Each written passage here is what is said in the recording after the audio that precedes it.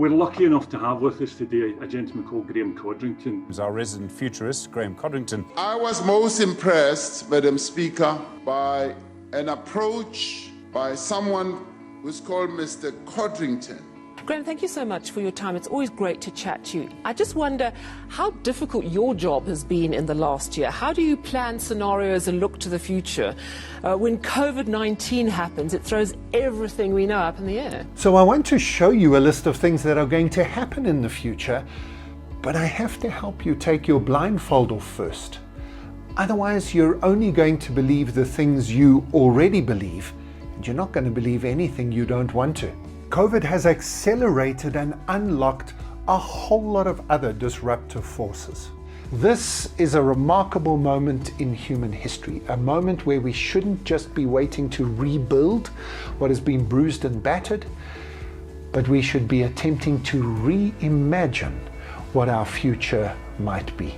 Surely there's another way to put our world together. There's another way to work. Instead of being scared, instead of being afraid about the future, they should be excited. They should be embracing the change and the opportunities that are coming. This is what I try and do with my life. I try and show people the excitement, the possibilities of the future.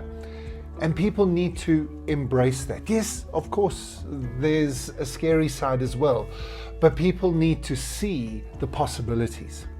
If we look back at history, we'll realize that every new era, every massive technological advance has actually created more jobs in the end than it has destroyed. But only if people realize that they have to change. Every single industry, without exception, faces deep structural change over the next decade. Deep changes to the rules for success and failure in how their business and industry and sector works. And we need to be ready for that. Not just ready to accept each disruption as it hits us, but ready to change our mindset about the speed of change and our responsiveness to it. An even more important question is, how do we make sure we don't miss all of the other disruptors coming our way in the next few years? Because let's be sure about it, there are plenty more disruptors ahead of us. That's what I do for a living.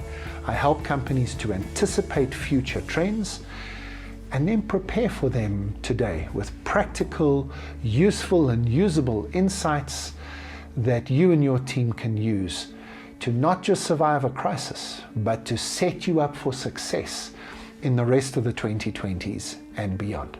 I look forward to hearing from you.